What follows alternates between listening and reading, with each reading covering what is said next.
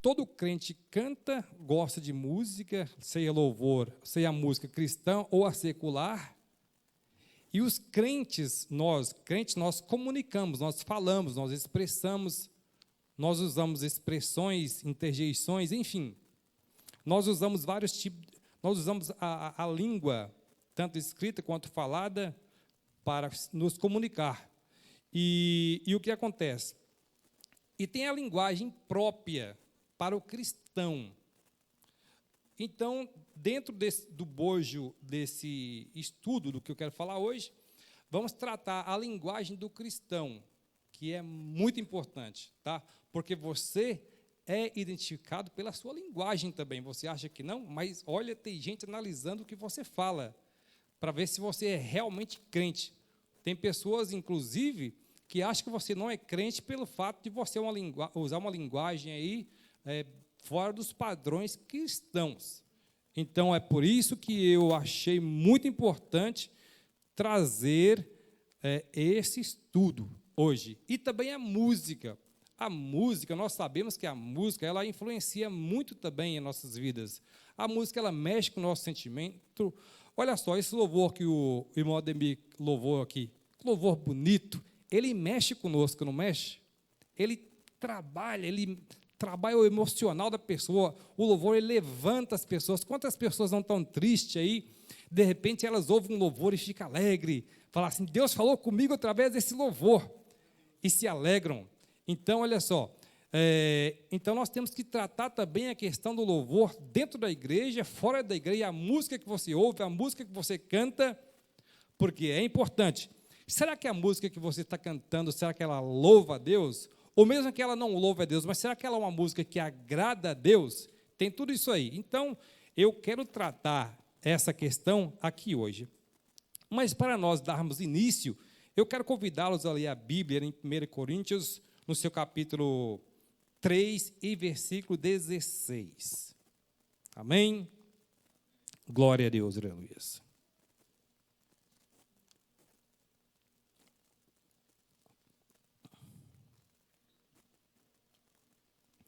Eu quero ler 2 versículos. O 15...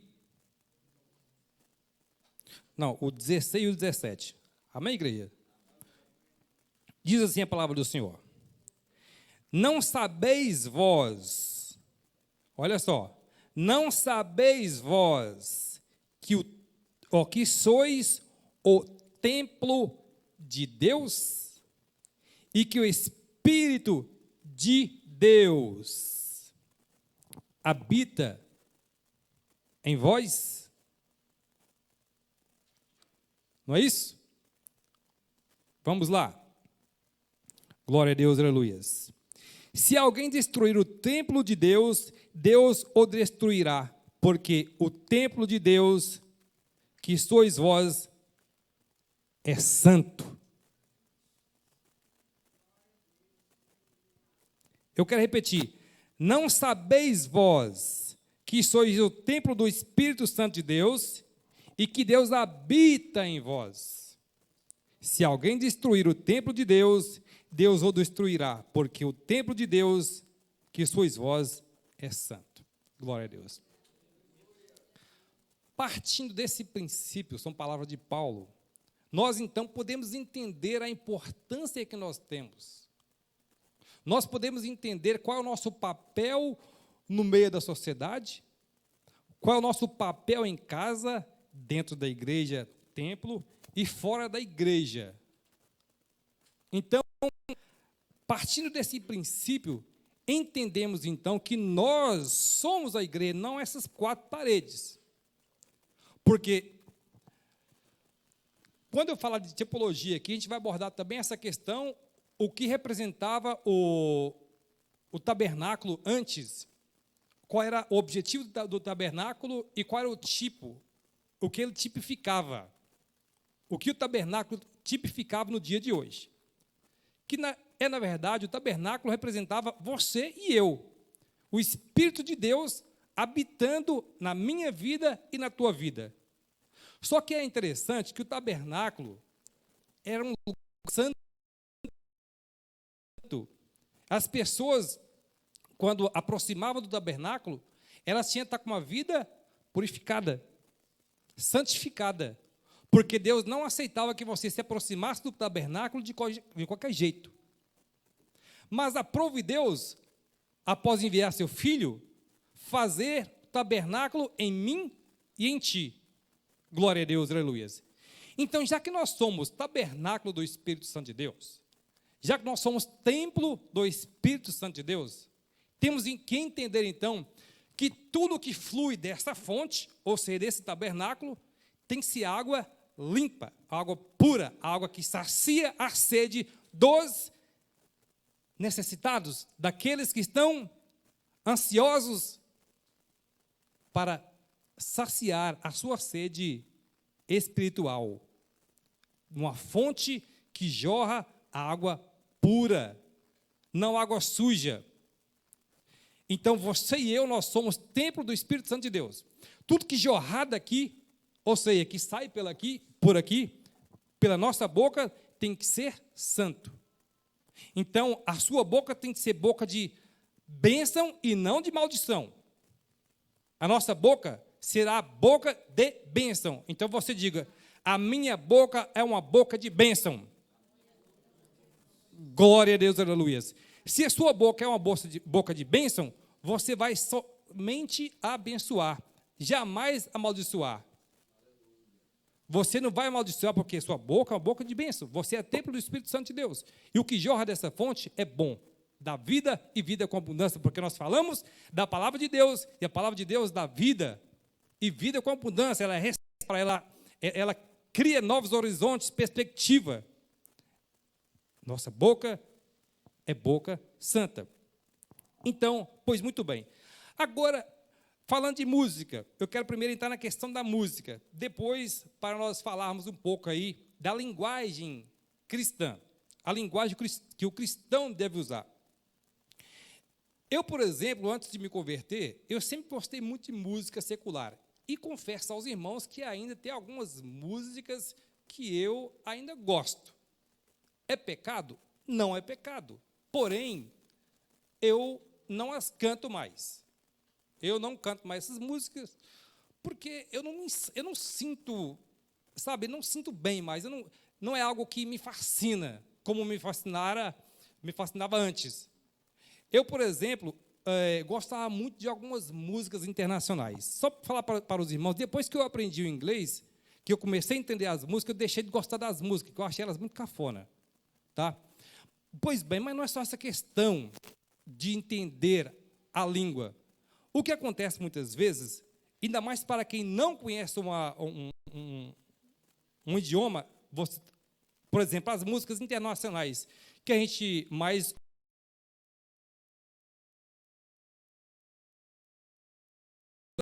mas as mais famosas são as músicas em inglês.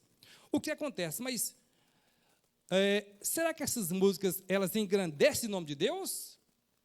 Aí que nós temos que parar um pouco para observar, porque tem algumas músicas famosas que elas não engrandecem o nome de Deus, mas pelo contrário, elas questionam Deus. Porque o autor, muitas vezes, quando ele escreve uma música, aquela poesia, essa poesia, ela tem também como objetivo de criticar.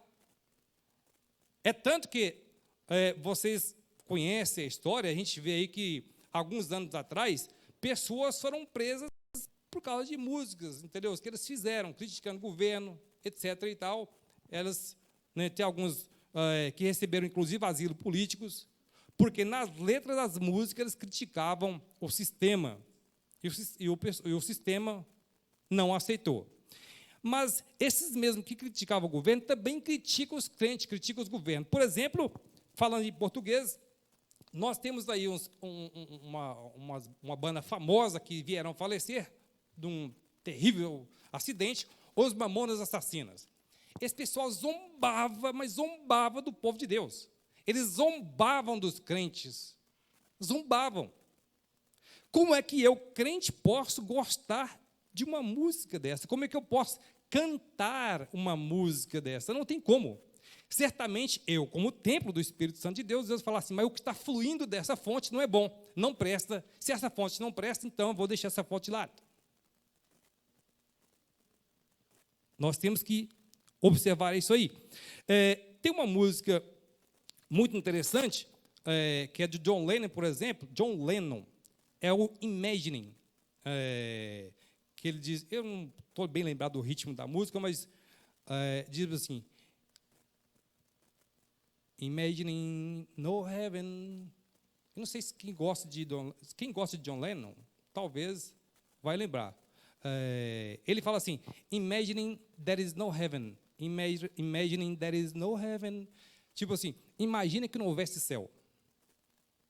It is easy if you try. Tipo assim, é muito fácil você tentar. Ele fala assim, tenta lembrar, tenta imaginar sem essa coisa de céu.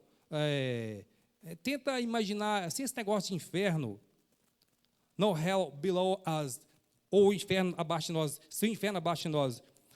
O céu, somente céu acima. Imagining all people living for today. Imagining all people living for today. Ou seja, imagina todas as pessoas vivendo para o presente. Mas o que ele quer dizer com isso aí? Aí você tem que pensar, o que ele quer dizer com isso aí? Ele quer dizer viver uma vida de qualquer jeito. Entendeu? Viver sem limites, sem regra. Porque esse cara, ele era um ateu. Inclusive, a morte desse sujeito foi trágica. Então, é uma música muito famosa. E, de repente, a gente ouve crentes cantando. Então, nós temos que tomar cuidado com as questões das músicas. Por exemplo, tem uma música do U2, por exemplo, U2, que todos conhecem U2, eu creio, já veio no Brasil várias vezes. Wake up, dead man. Wake up, dead man. Mas sabe de quem ele está falando? De Jesus. Wake up, dead man. Acorde, homem morto. Olha, acorde, homem morto. Aí ele começa a zombar de Jesus, pedindo para Jesus contar uma historinha para ele, entendeu? Olha só, bandas famosíssimas. Wake up, dead man. Acorde, homem morto. Então, quando a gente ouve essas coisas, é uma espécie de um tapa na cara. Como é que eu posso gostar de uma música dessa? Então, nós temos que tomar muito cuidado quando a gente ouve uma música, ainda mais quando você não conhece a letra, porque às vezes é bonito aquela melodia maravilhosa, a gente começa a ouvir, fala, poxa, que legal, mas você não sabe que essa música está profanando o nome de Deus, está blasfemando contra o Espírito Santo de Deus. Nós, então, temos que tomar muito cuidado. Né? Tem do Sarah McLachlan aqui, Dear God. Dear, querido, né? God, Deus. Começa assim, quando você vê o título, parece ser legal, Dear God, mas não é. Quando ele aprofunda, ele também faz uma sátira. E tem ainda o God was never on your side. Deus nunca esteve ao seu lado. Então, eu estou falando de música internacional e que nós temos que tomar cuidado ao ouvir algumas músicas. É muito interessante. Essa que eu acabei de falar do God was never on your side é do Motorhead. Se vocês quiserem procurar, depois pode procurar. É uma coisa terrível. Músicas de pessoas demoníacas. E você, como Espírito Santo do Senhor, Deus jamais ficará feliz ao ouvir um crente ouvindo, não precisa de cantar não, ficar ouvindo essas músicas. Não ouçam, os irmãos, não ouçam. Não ouçam. Procura ouvir músicas que bendiz, louvam, exaltam o nome de Deus. Porque Deus certamente vai se alegrar contigo. Deus certamente vai se alegrar conosco, porque nós somos templo do Espírito Santo de Deus. Como eu falei, eu gosto de algumas músicas seculares, eu gosto muito de ópera, essas coisas, mas eu costumo muito observar a letra. Mas eu dou preferência sempre para as músicas gospel. Eu sou mineiro, do mesmo lugar desse sujeito aqui. morando bem pertinho do outro. E como tal, não poderia negar, gosto de música sertaneja raiz. Mas o que acontece? Eu adorava um Tião Carreira e Pardinho. Mas só que em certos momentos, esses caras começam a falar de coisas da parecida. E outra... Irmãos, não dá. Nós somos crentes. Então fica difícil. Mas aí eu descobri que tem uns irmãos abençoados, que estão as músicas caipira. Eu estou falando de louvor, gospel caipira. Que o trem é bom, rapaz.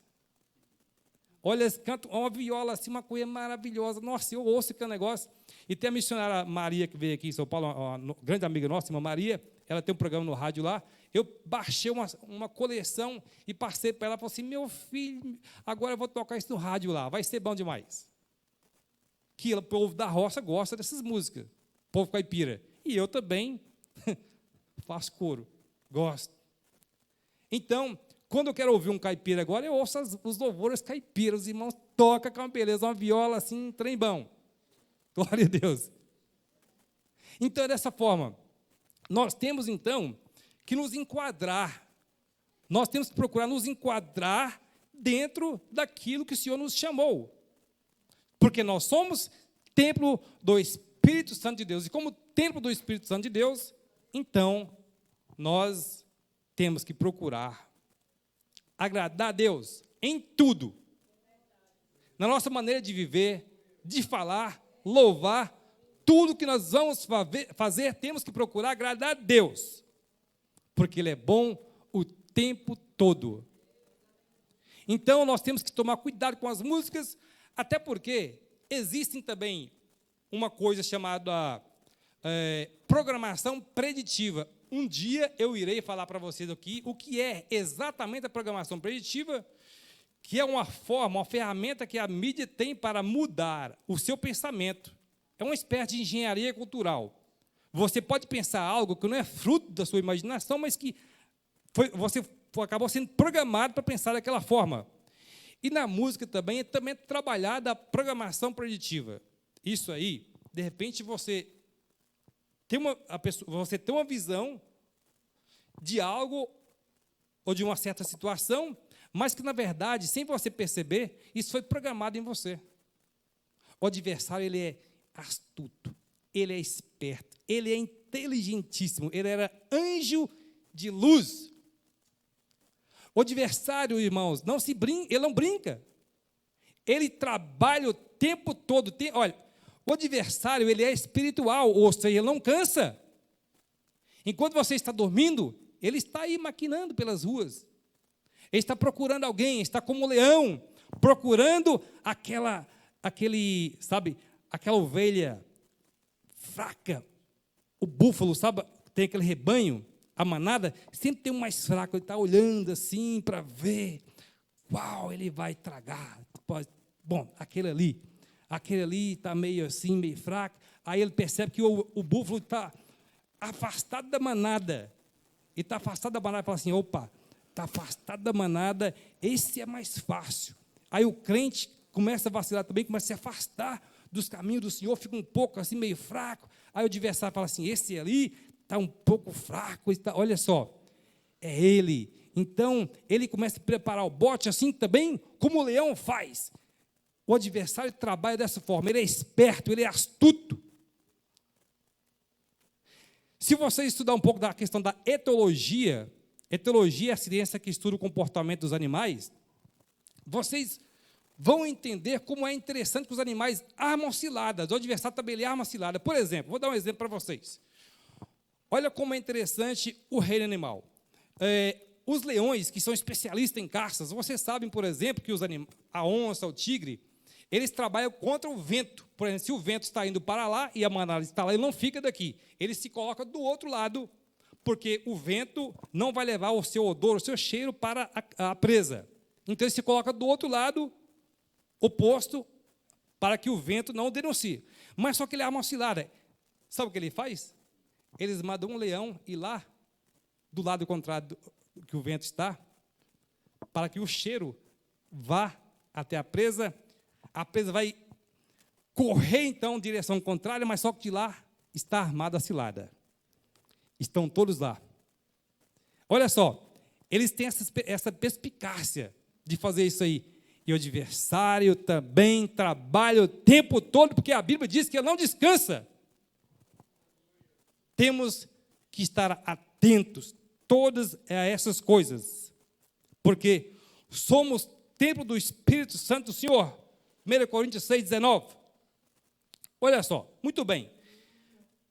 Falei de música, eu não vou me estender muito, porque o tempo não dá, mas nós poderíamos falar um pouco mais. A questão também da linguagem. A linguagem cristã. Nós, como cristãos, nós temos que dar exemplo. Quando você vai diante de um juiz, você se reporta a ele, você se dirige a ele com uma linguagem formal. Até você, olha só, é tão interessante que você até se veste para ir ao tribunal. Porque você não vai chegar de qualquer jeito. Eu já vi casos de advogada, o juiz não a recebeu porque ela estava com a roupa muito decotada. Já havia acontecido isso aí. Uma advogada fez isso aí, ela deveria saber que ela deveria dar o exemplo. Não deu, o juiz não a recebeu. Então, quando nós nos dirigimos ao Senhor, nós então temos que nos inclinar. Olha, até quando você vai orar, você tem que orar com muita reverência. Eu tenho uma coisa particular, eu não consigo orar sem camisa. É uma coisa particular minha, eu não consigo orar sem camisa.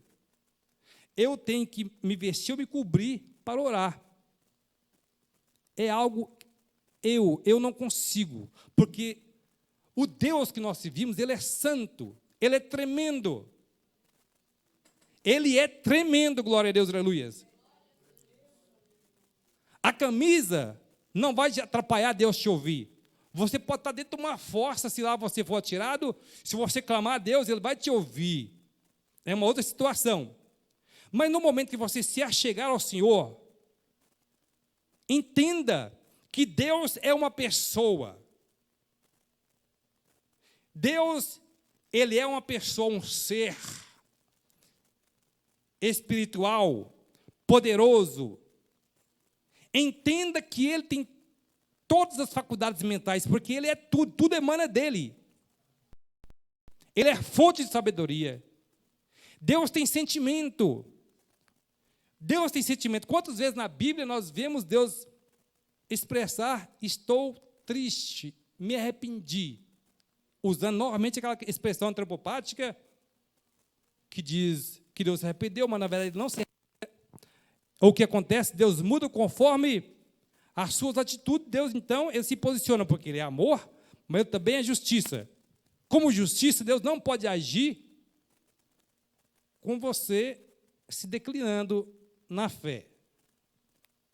Pois bem, quando nós estamos na igreja, nós nos comportamos de uma forma, mas quando estamos fora da igreja, nós temos que nos comportar como se aqui nós estivéssemos. É assim. E aí, mano, como é que você está? Não tem jeito, irmãos.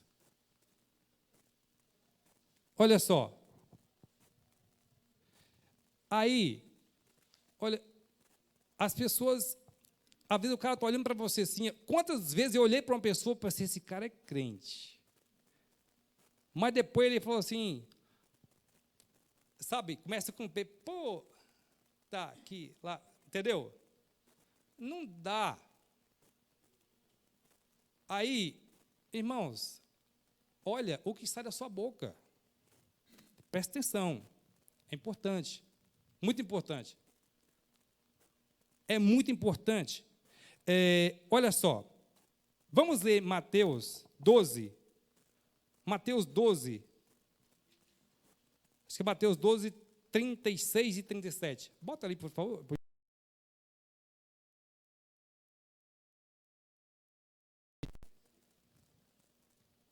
Glória a Deus.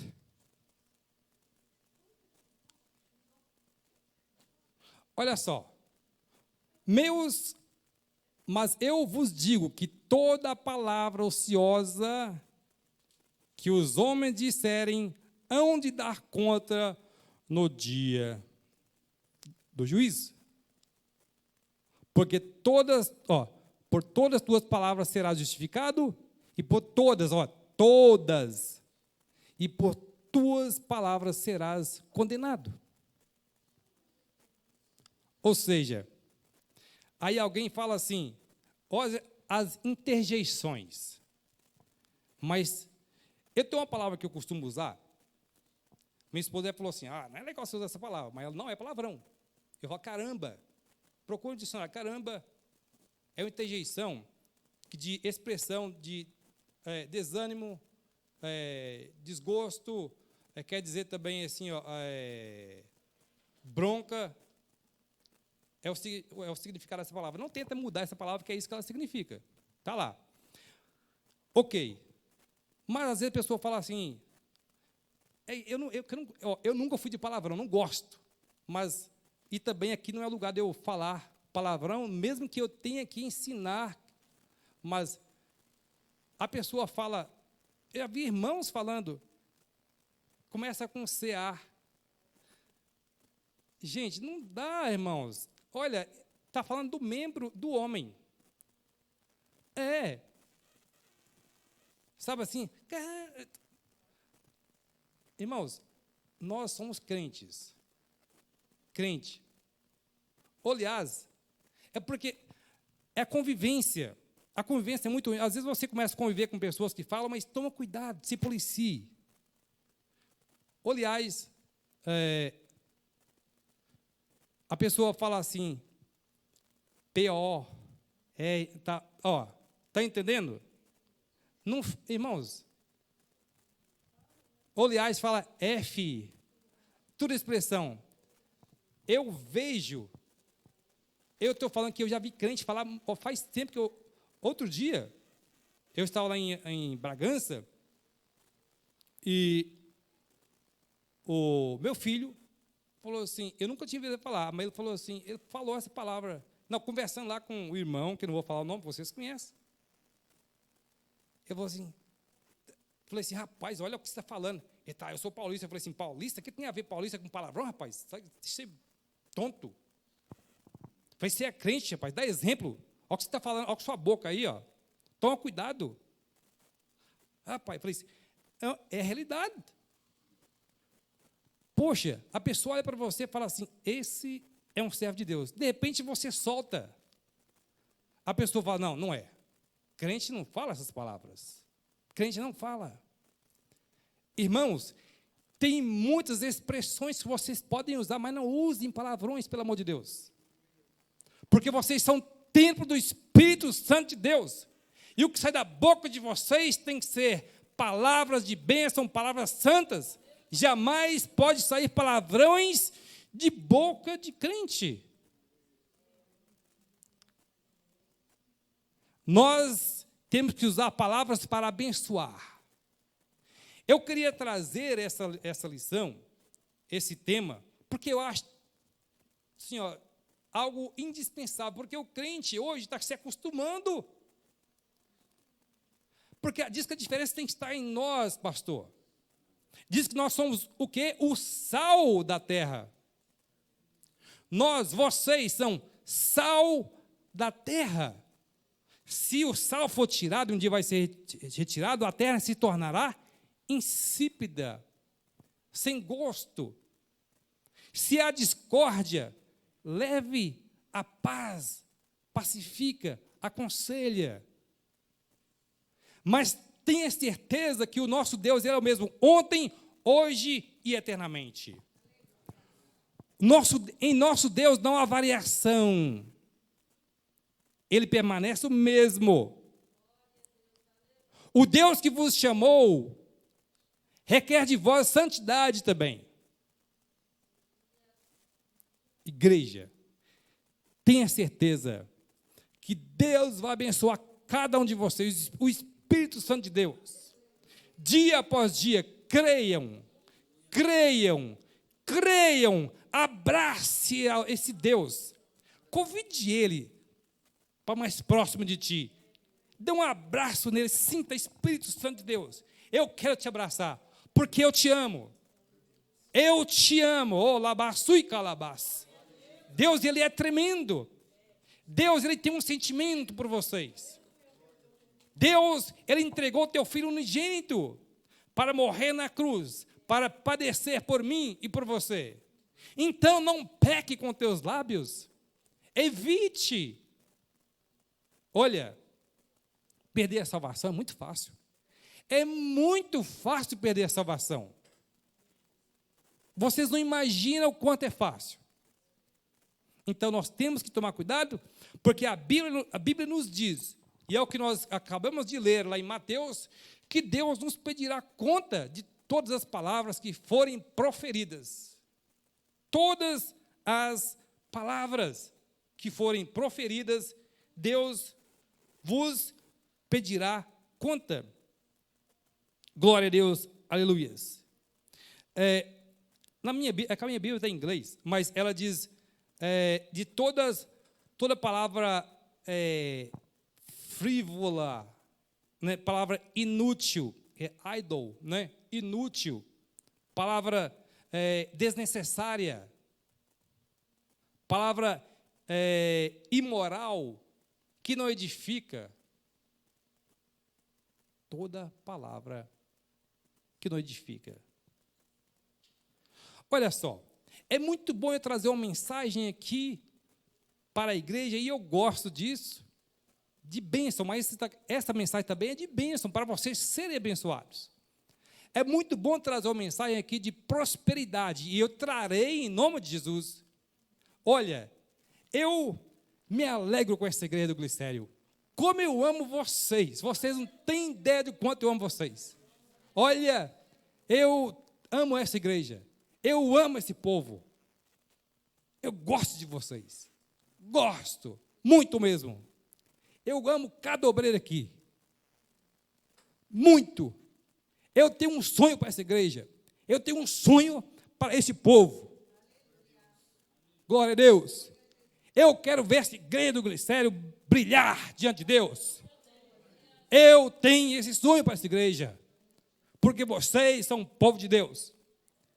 Eu, sinceramente, em alguns momentos, já me entristeci quando ouvi alguém falar alguma coisa do Glicério.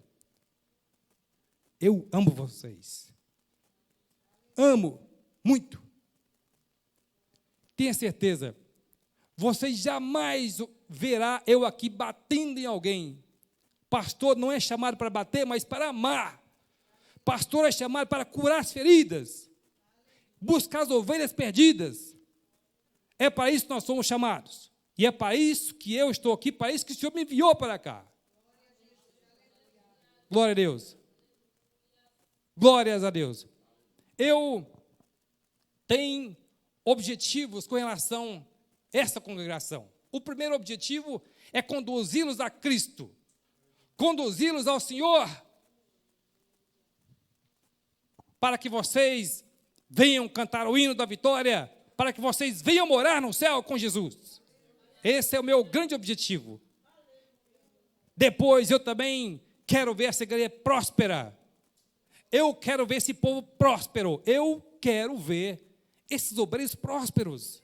Quero, pastor Manuel. Eu quero ver cada obreiro desse aqui próspero, nos negócios, em tudo. Enquanto aqui estiver, saiba de uma coisa, me esforçarei para isso.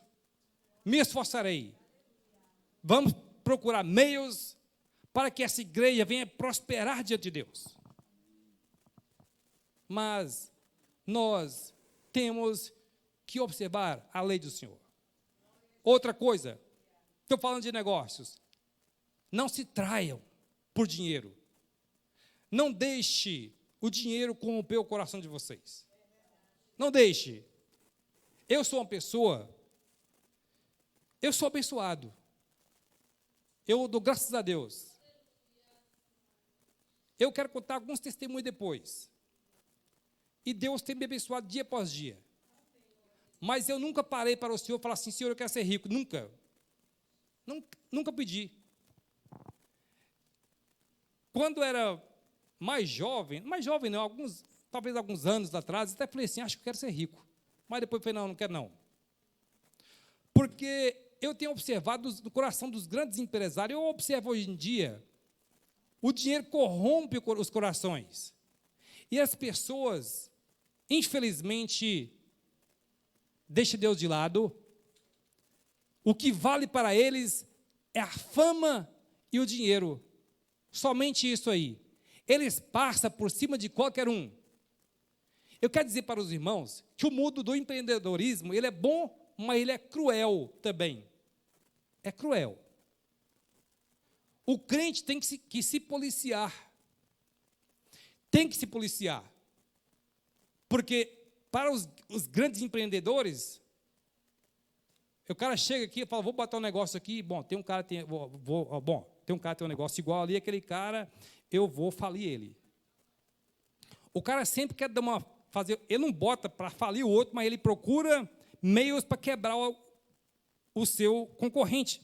E quebrar o concorrente significa botar a gente na rua, deixar um monte de gente desempregado, porque o concorrente tem funcionários. O concorrente também tem família. O concorrente também tem sentimentos. Mas no mundo dos negócios, não se observa essas coisas, tá bom? Não se observa.